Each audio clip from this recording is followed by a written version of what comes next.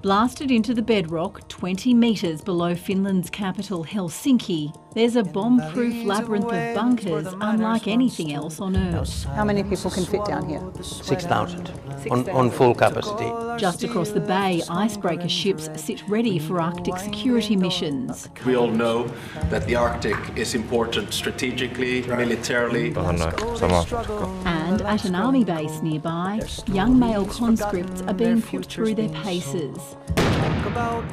All important and potentially life-saving capabilities when you share a 1,340-kilometre border with Russia, which is now 3.5 years into its full-scale invasion of another smaller neighbour, Ukraine. Preparation is in Finland's DNA. I guess for a small nation it's a matter of existence. Finland would be an extremely difficult target for the Russians.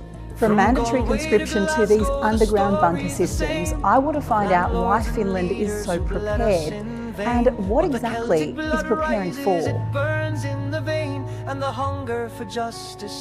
To understand why Finland is so prepared for future threats, it's helpful to look back at the ones it's faced in the past. Finland was ruled by Sweden from the Middle Ages until 1809, when it was conquered by the Russian Empire. It declared independence in 1917, but was then invaded by the Soviet Union in 1939, in what became known as the Winter War. Bitter fighting in this Arctic war.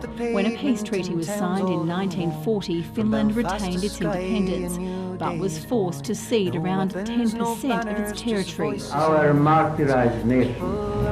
Next came World War II.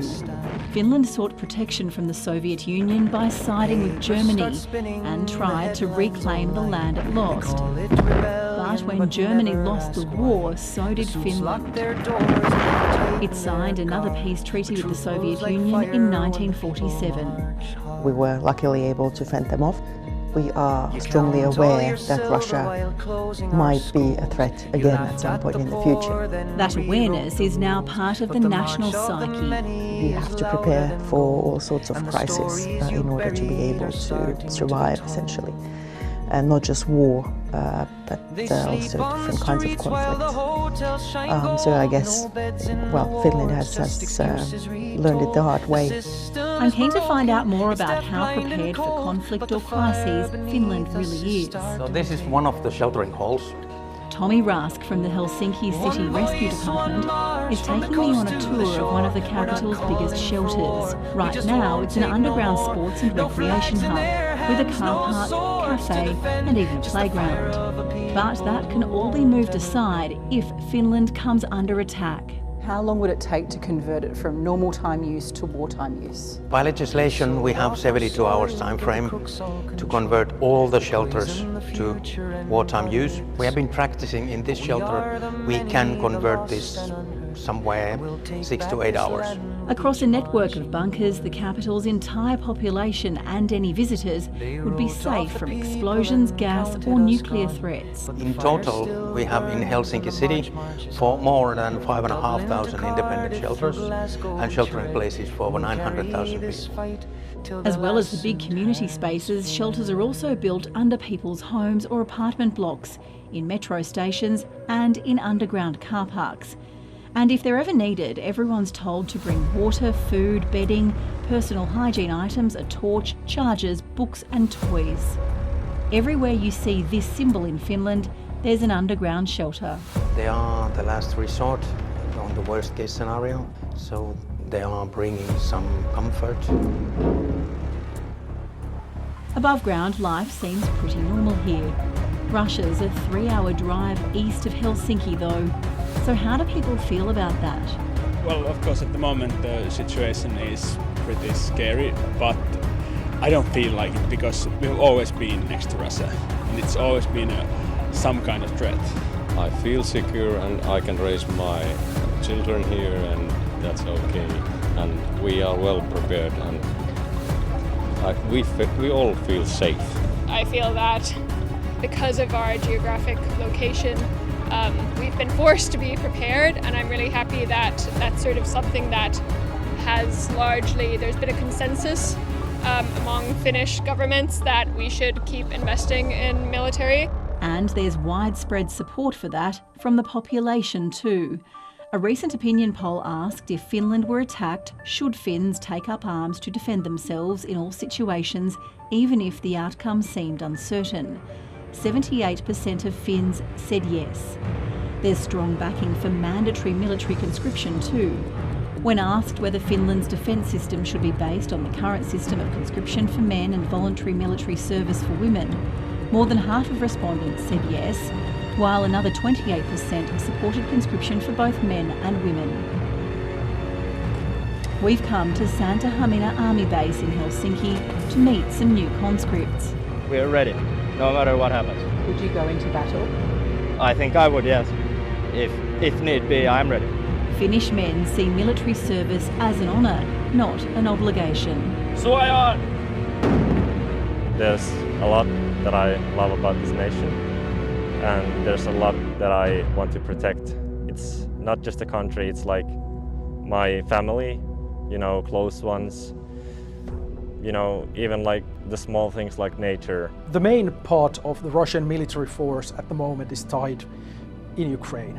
So there's no acute threat at the moment rising near our borders. However, in the long term, Russia is an aggressive dictatorship. So, of course, we need to continuously be aware of all potential scenarios. Emil Kastahelmi, a Finnish military analyst who also examines Russian forces, has noticed a worrying trend in satellite images of the Russian side of the border. What can we see here? We can see a significant amount of Russian military activity, a lot of vehicles that have not been here before, and also a tent village set up here, and also some armoured vehicles. He's talking about Russia's Luga base, which is only around 250 kilometres from southeastern Finland, and even closer to Estonia. There's also been some military expansion, he says, at a Russian base at Kandalashka, which is just over 100 kilometres from the Finnish border. What are these two images showing? These images are about a year apart, and they are showing rather extensive construction work. Expansion of this military base? Yes, yes. Before Russia's war in Ukraine, Finland was a neutral country and proud of it. But that invasion changed everything.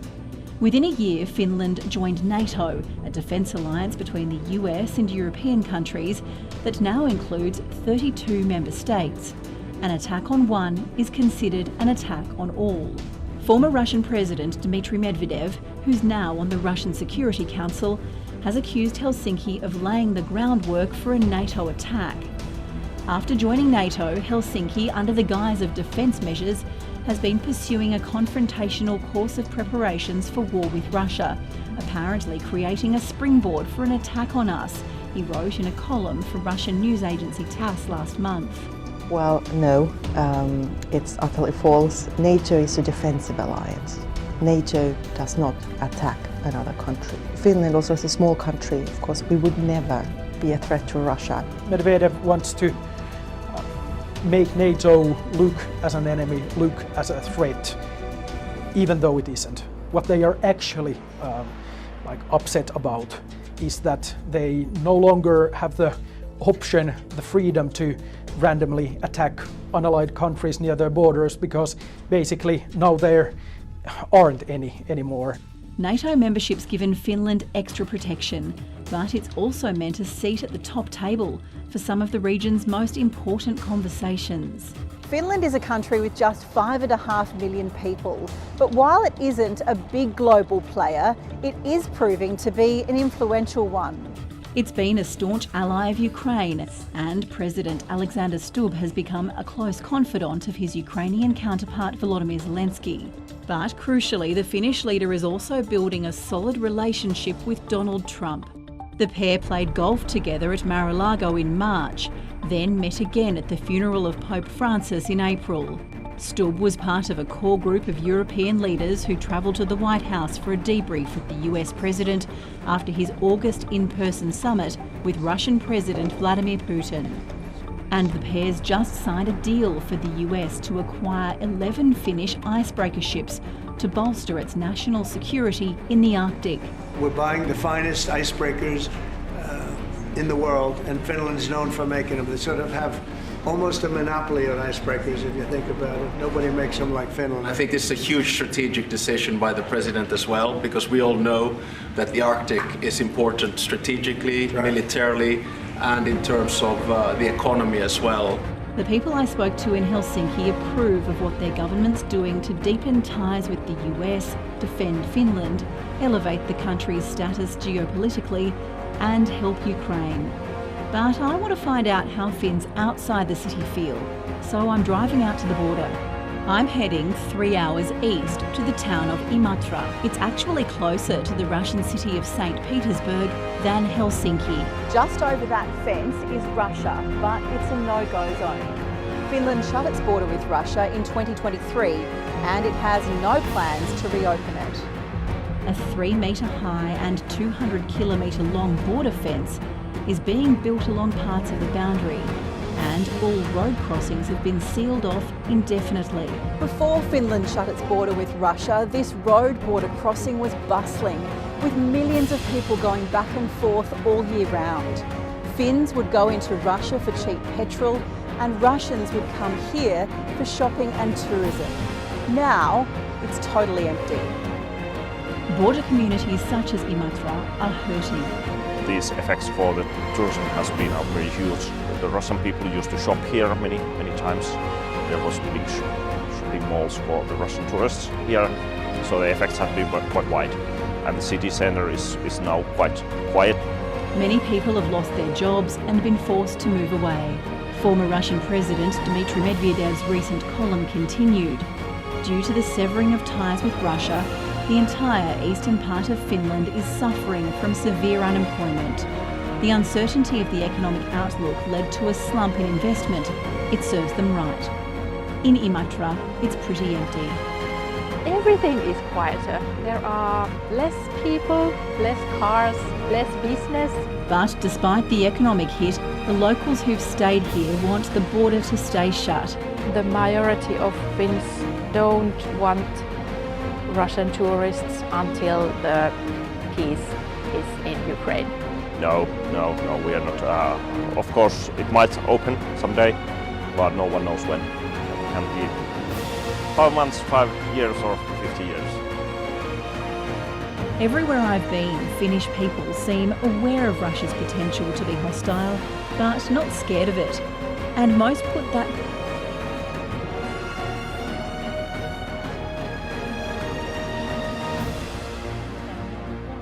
In 1960, Army radars picked up an isolated Echo, perched above 20,000 meters. A Mirage 3 took off on alert. The pilot climbed to the limit of his thrust, but the intruder remained out of range. It was not a civilian aircraft, nor a Soviet one. It was an American U-2, a spy plane on a mission over French territory. That day, Paris understood one simple thing. Even among allies, we observe each other. The question is disturbing, but it is necessary. Why does Washington monitor so insistently what the French Air Force produces? In this video, we will see why these planes really worry the United States. Finally, why the Rafale has become a symbol of sovereignty that Washington can neither block nor cut off. Subscribe and like the video. We delve into a war more subtle than that of the skies. The war to keep control of those who fly there. Let's start with what Washington really feared: independence. In the 1960s, France chose a path that the Americans had not anticipated. De Gaulle left NATO's integrated command, built its deterrent, and demanded that its fighter jets be designed, produced, and armed in France. The Mirage 3 and then the Mirage F1 were exported in series to Israel, India, Egypt, and Greece. However, American allies were buying French aircraft. Internal memos in Washington were concerned. A CIA memo cited by intelligence historians sums up the idea. French aeronautics constituted a competing autonomous sector. This was not just about technology, it was also about politics. When a country bought a Mirage, it was not buying a telephone line to the Pentagon. No software dependency, no parts under extraterritorial license, no copyright. James Woolsey, former director of the CIA, would later admit that Washington had spied on Airbus and European manufacturers to restore a level playing field. In reality, this formula concealed a much simpler fear. European autonomy threatened American supremacy. France pushed this autonomy to the limit. Airframes, engines, sensors, missiles, employment doctrines. The message was clear: we can fly without you. In the mid-1960s, France broke free. De Gaulle left NATO's integrated command, built nuclear deterrence, and wanted a 100% national air force. The Mirage 3 then became much more than an aircraft. It was the symbol of an air sovereignty that Washington had not anticipated. Whereas the F-4 Phantom depended on American maintenance chains, the Mirage was freely exported. Israel, India, Egypt, South Africa. Each contract was a reminder that Europe could sell without going through the United States. A former CIA analyst would later summarize: the Mirage was not just an aircraft, it was a declaration of independence. And this independence was disturbing because a country that built its own fighters could also reject American standards, their communication system, their missiles, and their agreements. For Washington, the danger was not military but diplomatic. France proved that an ally could remain free. In the 1970s, the Mirage F-11 calls for tender where the F-4 and the F-104 failed. A report by the RAND Corporation then mentioned the emergence of a structural competitor for the American industry. That was when surveillance began. At the end of the Cold War, the competition changed form. The United States was no longer seeking to intercept missiles but contracts. The Echelon network developed with the United Kingdom captured faxes, calls, and commercial transmissions throughout the world. The 2001 European Parliament report clearly stated this. These interceptions were used to gather industrial information, particularly against Airbus and assault aviation. An episode that became famous for the intercept around an aircraft contract in Saudi Arabia used to benefit Boeing. And James Woolsey, former director of the CIA, admits it. Yes, we spy on our allies when their companies threaten our jobs. Simple translation: when a European plane approaches a strategic market, the American aircraft restores the balance with its intelligence resources. French planes therefore become an indirect target, knowing their price, their margins, their potential customers. In the 1990s, several Pentagon memos listed the Mirage 2005 and Rafale as technologies to monitor. This was no longer the rivalry of the Cold War. It was a silent economic war where microphones replaced missiles. In the 1990s, Europe tried to design a common fighter, the Eurofighter to fund. But Paris withdrew from the project. France wanted an aircraft capable of everything: air superiority, ground strike, nuclear deterrence, and above all, an aircraft in which every part depends on itself. This will be the Rafale, not a single American component. Engine, rudder, radar and electronic warfare, tails, missile, MBDA. The result is an ARFA aircraft, in other words an example of American export rights. In concrete terms, this means that no country can block its maintenance or its munitions. When Egypt buys Rafales, it knows it can use them without asking permission. When Greece signs its contract, it knows it can load its own weapons without Pentagon approval. It is this freedom that makes the Rafale so dangerous for Washington. An analyst from the Pentagon Defense Review will write in 2022, "The Rafale poses a strategic problem. It proves that high-level production can be achieved without the United States. With each new call for tenders, the American machine mobilizes. Influence campaign, competitive offers at a knockdown price, promises of offset, diplomatic lobbying. But despite everything, the French aircraft prevailed in India, Indonesia, Egypt, Greece, the Emirates, and each sale was a political defeat for Washington. The Snowden revelations in 2013 and several European investigations showed that the NSA and its partners were also monitoring the communications of major defense companies. Behind the rhetoric about global security, the goal was clear: to monitor competing military programs. According to documents cited by Le Monde and the media, cyber attacks targeted Thales and Airbus defense, particularly during international tendering phases. The goal? Prices, deadlines, and the real capabilities of the Rafale or its subsystems. A former French economic intelligence agent would later say, "In some competitions, the Americans knew about our offers before they were even submitted." At the same time, France is strengthening its own cybersecurity, encrypting DAO links, coordinating with the NSSI and increasing the technical resources of the DGSE. Intelligence is becoming a battlefield in its own right, invisible but decisive. Today, the rivalry between the Rafale and the F-35 continues. The American fighter often prevails politically but creates total dependency. Centralized updates in the United States, remote maintenance, flight data collection. Conversely, the Rafale offers complete autonomy, and it is precisely this model that Washington fears. The most telling example remains that of India. Despite American lobbying for the F-16, New Delhi chose the Rafale and now wants to develop a naval version for its future aircraft carriers. In Switzerland, on the other hand, the choice of the F-35 was perceived as a political decision. The American aircraft responded less to a military need than to a strategic alignment. The Rafale F-4 and soon the F-5, capable of cooperating with French combat drones, are continuing.